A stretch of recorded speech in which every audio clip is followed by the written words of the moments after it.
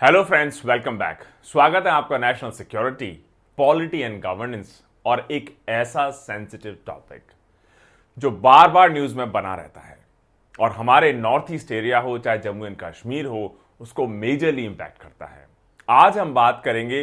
Armed forces special powers act या एप्सपा। उसके साथ साथ कैसे इसको इंप्लीमेंट किया गया, नॉर्थ ईस्ट में इसका क्या इंपैक्ट रहा, किस कारण से इंप्लीमेंट किया गया और अभी जो major decision government of India ने लिया है इसको बहुत सारे डिफरेंट पार्ट से, डिस्ट्रिक्ट से, स्टेट से वापस लेने का, इन्वोक करने का, रिवोक करने का, उसके बारे में भी आज हम इस डिटेल लेक्चर में आपसे डिस्कशन करेंगे।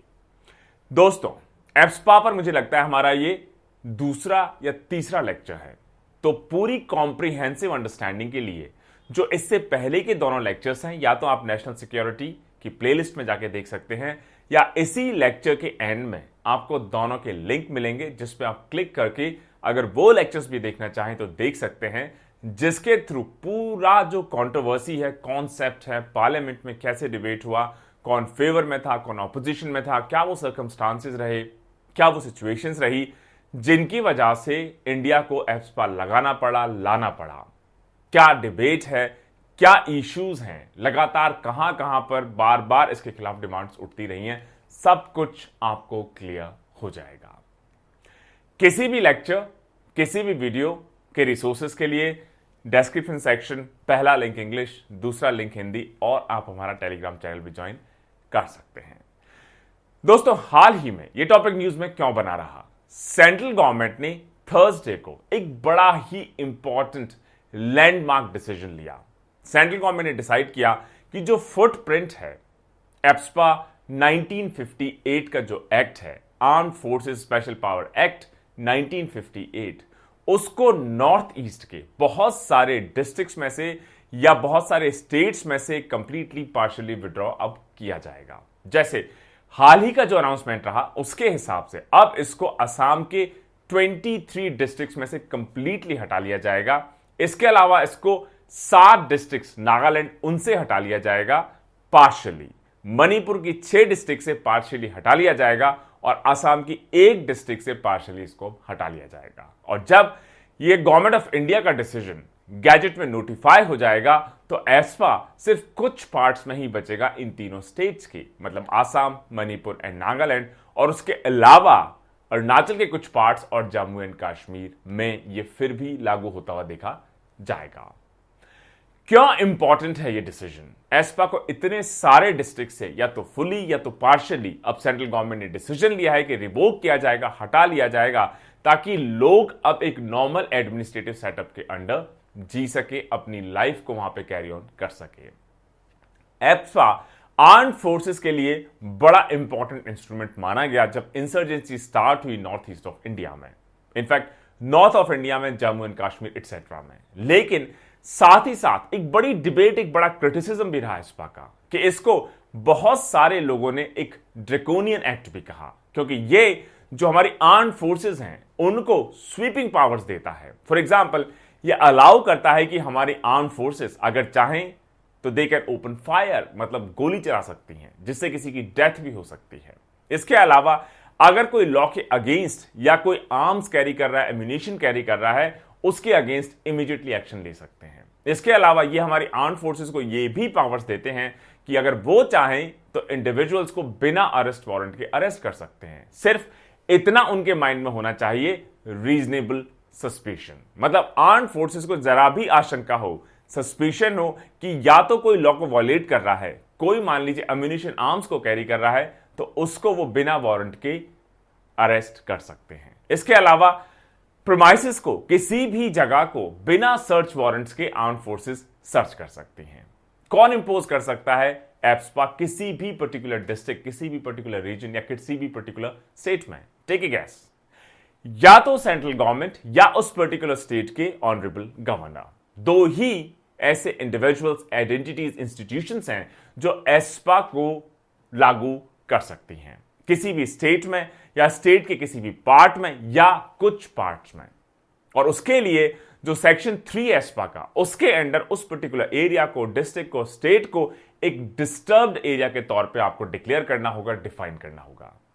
नॉर्थ ईस्ट में एस्पा रफली 60 ईयर्स से भी ज्यादा से लगा हुआ है, एक्टिव है, इन इफेक्ट है। और इस वजह से एक्सपर्ट्स का यह भी कहना है कि एक बहुत बड़ा रीजन कि नॉर्थ ईस्टर्न जो हमारे स्टेट्स हैं, वहां के इंडिविजुअल्स हैं, वहां के इनहेबिटेंट्स हैं, सिटीजन्स हैं, उनको बाकी कंट्री से एलियनेशन की जो फीलिंग है या एक मेजर ग्रीवियांस है कि हमें इंडिया के प्रॉपर सिटीजन के तौर पर शायद नहीं देखा जा रहा, हमारे लिए अलग से रूल्स बनाए गए हैं, इतना ड्रैकोनियन एक्ट लागू किया गया है। यह एक बहुत बड़ा क्रिटिसिज्म बार बार निकल के आता है एस्पा के बारे में। तो एक तरफ तो यह बड़ा इंपॉर्टेंट इंस्ट्रूमेंट जरूरी हो गया था उस वक्त इंसर्जेंसी को टैकल करने के लिए। अगर आर्म फोर्सेस को आप वो टूल्स, वो इंस्ट्रूमेंट्स, वो फ्लेक्सिबिलिटी नहीं देंगे जिससे वो क्विक डिसीजन मेकिंग कर सके, रिस्पॉन्ड कर सके आर्म्ड इंसर्जेंसी के खिलाफ, वहीं इसको बैलेंस करना भी बहुत जरूरी हो गया, खासतौर से इतने सालों बाद। It has been more than 60 years now कि इसको हमने पहली बार लागू किया नॉर्थ ईस्ट इंडिया में। ये जो सेंट्रल गवर्नमेंट का मूव है, जिसमें 23 डिस्ट्रिक्ट्स ऑफ आसाम, उसके अलावा पार्शियली मणिपुर, उसके अलावा नागालैंड से आप इसको विड्रॉ कर रहे हैं, जिससे एक्सपेक्टेशन है कि ये पूरे रीजन को काफी हद तक अब डीमिलिटराइज कर पाएगा। इसके अलावा जो लोगों के मूवमेंट पे रेस्ट्रिक्शंस होते हैं, चेक पॉइंट्स पे फ्रिस्किंग एटसेट्रा, वो भी अब काफी हद तक कम हो पाएगी। लोग एक कहीं ज्यादा रेगुलर, नॉन मिलिटराइज या without arm forces intervention life अब जी पाएंगे। एनडीए गवर्नमेंट लगातार इस कोशिश में देखी गई है कि एस्पा को नॉर्थ ईस्टर्न स्टेट से कैसे हटाया जाए या उसके इफेक्ट को, इंपैक्ट को, उसके ज्यूरिसडिक्शन को कम किया जाए। यह अभी का जो मूव है ऐसी डिस्ट्रिक्ट से भी एस्पा को हटाता है, खासतौर से नागालैंड और मणिपुर स्टेट्स में, जिसको लेके आर्म फोर्सेस बार बार रेड फ्लैग रेस करती रही हैं कि मतलब इन डिस्ट्रिक्ट से अभी आप मत हटाइए, सिचुएशन नॉर्मल नहीं है। फिर भी गवर्नमेंट ऑफ इंडिया ने एक मेजर अनाउंसमेंट, एक मेजर स्टेप के थ्रू उन डिस्ट्रिक्ट से या तो कंप्लीटली या पार्शियली एस्पा को हटाने का डिसीजन ले ही लिया है। इसके अलावा सेंटर का ये जो डिसीजन है, मेजर अनाउंसमेंट है, ये जो हाल ही में मून किलिंग्स हुई नागालैंड में, जिसके ऊपर हमने एक सेपरेट डिटेल लेक्चर डिलीवर किया, जिसको आप इस लेक्चर के एंड में लिंक क्लिक करके पूरा आप देख सकते हैं। उसके बाद जो एंगर जनरेट हुआ सिर्फ नागालैंड में ही नहीं बल्कि पूरे नॉर्थ ईस्ट इंडिया में एस्पा के अगेंस्ट, उसको भी काम करने में, लोगों को रीअश्योर करने में, उसके रिएक्शन में एक इंपॉर्टेंट स्टेप देखा जा रहा है। अब समझने की कोशिश करते हैं कि इतने सालों बाद फाइनली सेंटर ने यह डिसीजन क्यों लिया है कि एस्पा को बहुत सारे डिस्ट्रिक्ट स्टेट से विड्रॉ कर लिया जाए। ये जो डिसीजन है, हाल ही का जो अनाउंसमेंट है, ये कई सारे सर्कमस्टांसेस, फैक्टर्स के कॉम्बिनेशन के तौर पर इसको देखा जा रहा है, जिसमें एक बड़ा रीजन ये भी है कि पिछले 2 डिकेड्स में खास तौर से जो अलग अलग पार्ट्स हैं नॉर्थ ईस्ट इंडिया के, उसमें लगातार जो इंसर्जेंसीज हैं या आर्म स्ट्रगल्स हैं, उनमें बहुत तेजी से कमी देखी जा रही है। और कई तो ऐसे एरियाज हैं जहां पे 60 ईयर्स से भी ज्यादा, मतलब 1958 से ही एस्पा लगा हुआ है। इसके अलावा जो ज्यादातर मेजर इंसर्जेंट ग्रुप्स हैं, वो अभी इंडियन गवर्नमेंट के साथ मेजर टॉक निगोसिएशंस में ऑलरेडी एंगेज्ड हैं। अगर नागालैंड में हम देखें तो ज्यादातर जो मेजर ग्रुप्स हैं, NSCN-IM या Naga national political groups, NNPGs, ये अभी गवर्नमेंट ऑफ इंडिया के साथ बड़े एडवांस स्टेजेस में हैं अपने एग्रीमेंट्स को कंक्लूड करने की तरफ। तो कहीं ना कहीं, चाहे वो गवर्नमेंट ऑफ इंडिया हो, चाहे स्टेट गवर्नमेंट्स हो, चाहे इंसर्जेंट ग्रुप्स हो, सभी इस कोशिश में है कि एमिकेबल सॉल्यूशन टॉक्स के थ्रू, कॉन्स्टिट्यूशनल मेजर्स के थ्रू, उस पर्टिकुलर फ्रेमवर्क में रहकर ही इन सारे इश्यूज का सॉल्यूशन निकाला जा सकता है। आर्म स्ट्रगल सॉल्यूशन नहीं है, और आर्म स्ट्रगल के रिएक्शन में एस्पा जो इंडिया ने लागू किया, वो भी अब टाइम आ गया है उसको रिवोक करने का। मणिपुर में भी जो इंसर्जेंसी है और हैवी मिलिटराइजेशन है, उसमें बेहद कमी देखी गई 2012 के बाद। और ये 2012 का ही साल था जब honourable supreme court of India ने पहली बार एक PIL की हियरिंग स्टार्ट की, जिसके थ्रू जो एक्स्ट्रा जुडिशियल किलिंग्स है या एनकाउंटर्स कह सकते हैं आपको, जो लीगल नहीं है, उनकी सुनवाई करने का honourable supreme court of India ने डिसीजन लिया। नागालैंड में जो 14 विलेजर्स की हाल ही में डेथ हुई ओटिंग मून में, वो एक टर्निंग पॉइंट माना जाता है, वाटर शेड मोमेंट माना जाता है, जिसने एस्पा की डिमांड को रिपील करने को लेकर फिर से एक नई डिबेट, एक नई एनर्जी को फिर से पैदा कर दिया है। दोस्तों, इस डिसीजन के बाद अगर आप इस ग्राफ को देखेंगे तो तीनों स्टेट्स, चाहे वो असम हो, नागालैंड हो, मणिपुर हो, इससे आप कलरफुल तरीके से ग्राफिकल फॉर्मेट में देख पाएंगे कि एफस्पा अब कौन कौन से एरियाज में अभी भी लागू रहेगा, कौन कौन से एरिया से फुली लिफ्टेड है मतलब हटा दिया गया है, और कौन से एरिया से सिर्फ पार्शियली लिफ्टेड है। अगर आप असम देख ले तो असम में एक टाइम पे बहुत सारे एरिया मतलब almost entire Assam was covered under AFSPA. अब अगर आप देखें तो मुझे लगता है 20 से 30% एरिया में ही एफस्पा अब लागू है। सिमिलरली नागालैंड में बहुत सारे एरिया से अब हट जाएगा, मणिपुर में भी बहुत सारे एरिया से पार्शियली या कंप्लीटली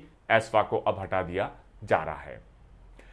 सबसे पहले क्वेश्चन उभर के यह आता है कि क्या वो सर्कमस्टांसेस रहे खासतौर से नॉर्थ ईस्ट इंडिया में कि एफस्पा जैसे स्ट्रिंजेंट कानून को इंडिया को लाना ही पड़ा। जब नागा नेशनलिस्ट मूवमेंट स्टार्ट हुआ 1950s में, और जब नागा नेशनल काउंसिल को सेटअप किया गया जो कि एनएससीएन की प्रेडेसेसर हुआ करती थी, तो एलिगेशंस हैं कि आसाम पुलिस फोर्स ने फोर्स यूज करके इस मूवमेंट को दबाने की कोशिश की, और उसके रिएक्शन में हो सकता है नागाज ने हथियार उठाए नागालैंड में, और इसको काउंटर करने के लिए गवर्नमेंट ऑफ इंडिया ने भी ये जो स्ट्रिंजेंट स्ट्रिक्ट कानून है एफस्पा का, इसको पास किया और उसके बाद इसको नागालैंड की पूरी स्टेट में लागू कर दिया।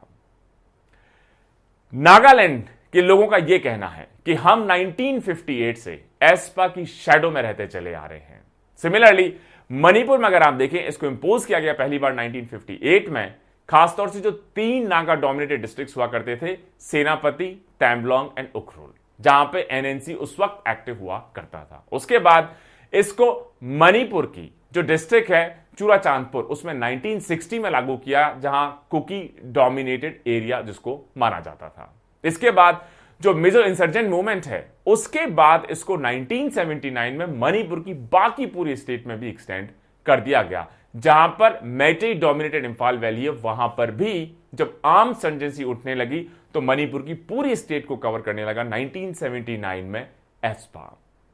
जो सेशनिस्ट हैं मतलब जो अलगाववादी या नेशनलिस्ट मूवमेंट्स हैं, उन्होंने भी बाकी जब अलग अलग स्टेट्स में सर उठाना शुरू किया नॉर्थ ईस्टर्न स्टेट्स में, तो इंडिया ने भी एक एक करके अलग अलग डिस्ट्रिक्ट्स में या स्टेट्स में एफस्पा को एक्सटेंड करना शुरू कर दिया, इंपोज करना शुरू कर दिया। मतलब एक्शन रिएक्शन, रिएक्शन का रिएक्शन, रिएक्शन के रिएक्शन का रिएक्शन, और ये ऐसा चेन इवेंट बना 1958 से जो आज तक चला आ रहा है। बार बार इसको स्क्रूटनाइज किया गया, और कुछ ऐसे रीजंस हैं जिसकी वजह से एफस्पा बड़ा अनपॉपुलर होता चला गया कॉमन मासेस के बीच में। जैसे नागालैंड एग्जांपल दें तो 60 साल से ज्यादा हो गए, इसकी वजह से मेजर स्ट्रिंजेंट प्रोविजंस की वजह से ऐसा माना जाता है एक्सपर्ट्स का कि इसकी वजह से वहां के लोगों पे एक नेगेटिव साइकोलॉजिकल कॉन्सिक्वेंसेस, ट्रॉमा हो, एलिनेशन हो रेस्ट ऑफ द इंडिया से, या इंडिया के खिलाफ जो उनकी फीलिंग्स हो, थॉट प्रोसेस हो, उसमें मेजर कंट्रीब्यूशन एफस्पा का भी माना जाता है। जैसे एक्सपर्ट्स का यह भी कहना है कि एफस्पा को जब लागू किया गया तो शुरुआत में जो नागा नेशनलिस्ट मूवमेंट पीसफुल माना गया, उसको एफस्पा के लागू होने के बाद और उसकी वजह से यूज ऑफ फोर्स की वजह से लोगों को एलियनेशन की फीलिंग और ज्यादा स्ट्रांगली फील होने लगी, जिसकी वजह से जो नागा नेशनलिज्म है वो और ज्यादा राइज करने लगा। नागा पीपल कंसोलिडेट होने लगे और इंडिया के अगेंस्ट, इंडिया के सॉवरेन अथॉरिटी के अगेंस्ट उन्होंने आर्म्ड स्ट्रगल को और तेजी देना शुरू कर दिया। इसके अलावा कई सारे जो नॉर्थ ईस्टर्न स्टेट्स हैं, वहां पर भी कई सारे इंसिडेंट्स ऑफ वायलेंस रिकॉर्ड किए गए हैं एफस्पा के मिसयूज को लेके, एफस्पा के अब्यूज को लेके, क्योंकि ये स्वीपिंग पावर्स देते हैं हमारे सिक्योरिटी फोर्सेस को। एक watershed moment honourable supreme court of India में जो 2012 में पीआईएल फाइल की गई रिट पिटीशन के थ्रू, जो फैमिलीज हैं ऐसे विक्टिम्स की जो एक्स्ट्रा जुडिशियल किलिंग्स में मारे गए, जिनके नंबर्स रफली 1528 के आसपास उस वक्त आंके गए, और कहा गया कि ये ऐसे लोग हैं जो 1979 से 2012 तक फेक एनकाउंटर्स में या एक्स्ट्रा जुडिशियल किलिंग्स में मारे गए हैं। Honourable supreme court of India से ये गुहार लगाई गई, रिक्वेस्ट की गई इस रिट पिटीशन के थ्रू कि आप इन सभी को प्रॉपर्ली इन्वेस्टिगेट करवाइए। और उसी क्रम में honourable supreme court of India ने एक कमीशन सेटअप की कि आप इनमें से 6 केसेस को सबसे पहले स्क्रूटनाइज करिए, ताकि समझ में आए कि जो एलिगेशन है कि इतने बड़े स्केल पे फेक एनकाउंटर्स हुए, एक्स्ट्रा जुडिशियल किलिंग्स हुई, इसमें कोई दम है या नहीं। जो commission honourable supreme court of India ने सेटअप की, उसकी फाइंडिंग्स जो थी वो सभी के लिए आंखें खोल देने वाली थी। कमीशन ने जो 6 केसेस उस वक्त इन्वेस्टिगेट किए, 6 के 6 केसेस फेक एनकाउंटर्स के निकले, एक्स्ट्रा जुडिशियल किलिंग्स के लिखे। इसका मतलब कि ये जो एप्रीहेंशन था कि एस्पा का लार्ज स्केल मिसयूज हुआ है, एक्स्ट्रा जुडिशियल किलिंग्स को अंजाम दिया गया है, फेक एनकाउंटर्स को अंजाम दिया गया है, ये इस 2012 की writ petition honourable supreme court of India की स्क्रूटिनी और उनके द्वारा सेटअप कमीशन ने सबके सामने लाकर वेरीफाई कर दिया। एक्ट सिक्योरिटी फोर्सेस को फायर ओपन या गोली चलाने की पावर तो देता है, लेकिन यह भी सजेस्ट करता है कि उससे पहले जो सस्पेक्ट है, जिसके ऊपर आपको रीजनेबल सस्पिशन है, उसको आपको वार्निंग भी देनी होगी। लेकिन क्रिटिक्स का कहना है जनरली यह रूल फॉलो नहीं किया जाता। इसके अलावा जो एक्ट है वो यह भी कहता है कि अगर आपने किसी को अरेस्ट कर लिया तो 24 आवर्स में आपको उसको लोकल पुलिस स्टेशन को सौंप देना होगा। क्रिटिक्स का यह भी कहना है कि इस लॉ को भी लार्ज स्केल पे वॉलेट किया जाता है। दिनों दिन, महीनों महीनों तक लोगों को बिना अरेस्ट वारंट के एप्रीहेंड कर लिया जाता है, बिना उनको लोकल पुलिस स्टेशन को सौंपे। इसके अलावा तीसरा जो इसमें चेक और बैलेंस है वो ये है कि आर्म्ड फोर्सेस हैं वो डिस्ट्रिक्ट एडमिनिस्ट्रेशन के साथ कोऑर्डिनेशन में काम करेंगी, अपने आप में एक इंडिपेंडेंट बॉडी की तरह नहीं। लेकिन एक्सपर्ट्स और क्रिटिक्स का यह भी कहना है कि इस प्रोविजन को भी, क्योंकि इसमें ऐसी स्वीपिंग पावर्स आर्म्ड फोर्सेस के पास आ जाती हैं कि बहुत बार डिस्ट्रिक्ट एडमिनिस्ट्रेशन के साथ उसका कोई कोऑर्डिनेशन नहीं होता, अपने आप में एक इंडिपेंडेंट ऑर्गेनाइजेशन बॉडी की तरह आर्म्ड फोर्सेस काम करना शुरू कर देती हैं।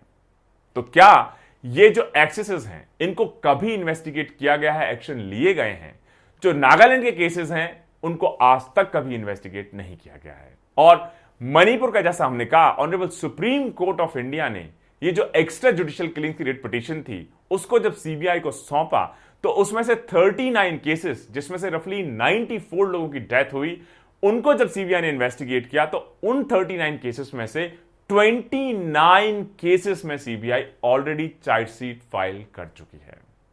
7 केसेस प्रोसिक्यूशन की स्टेज पे हैं, 2 केसेस में सेंट्रल गवर्नमेंट ऑफ इंडिया ने परमिशन डिनाई कर दी, और ये दोनों केस एक जॉइंट ऑपरेशन के हैं Assam rifles and Manipuri commandos के बीच में। सेंट्रल गवर्नमेंट इंडिया ने कहा नेशनल सिक्योरिटी की वजह से हम पैरामिलिट्री फोर्स पर्सनल को इन्वेस्टिगेट करने की परमिशन नहीं दे सकते।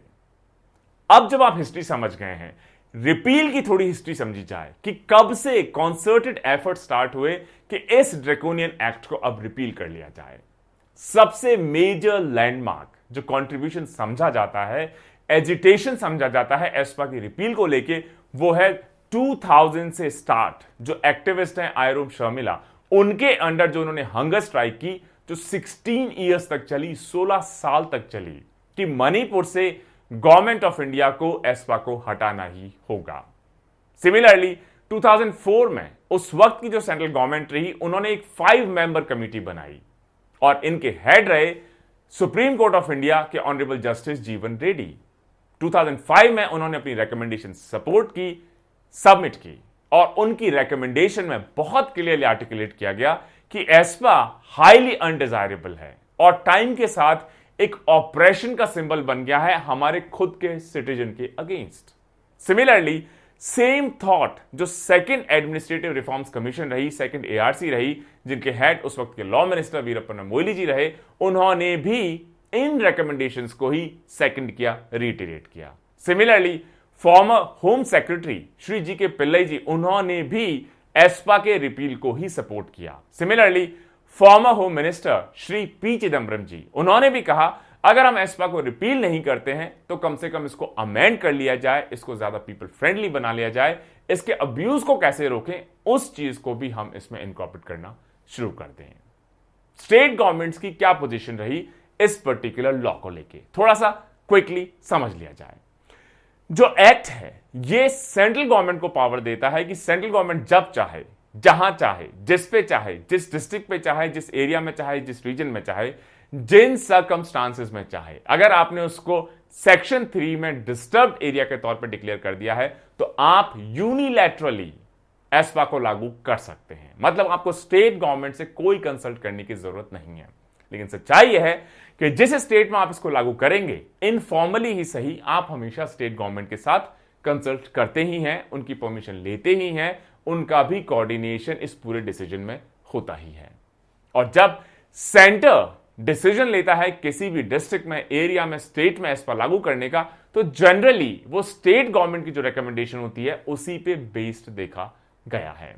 ऐसे भी केसेस हुए हैं जहां पे सेंट्रल गवर्नमेंट ने जो स्टेट गवर्नमेंट की रिकमेंडेशन थी उसको ओवर रूल कर दिया। जैसे एस्पा को जब त्रिपुरा में 1972 में लागू किया गया तो स्टेट इसके फेवर में नहीं था, लेकिन गवर्नमेंट ऑफ इंडिया को लगा कि नेशनल सिक्योरिटी के साथ या उस वक्त वहां के इंसर्जेंसी के साथ डील करने के लिए एस्पा का लागू करना जरूरी है, तो गवर्नमेंट ऑफ इंडिया ने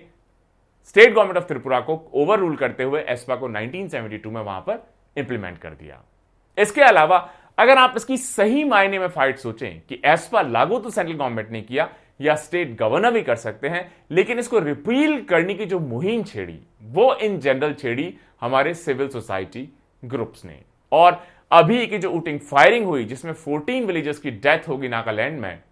किसी भी स्टेट गवर्नमेंट ने इस इंसिडेंट से पहले ओपनली डिमांड नहीं किया सेंट्रल गवर्नमेंट से कि एस्पा को आप हमारे स्टेट से हटा दीजिए, लेकिन यह पहली बार हुआ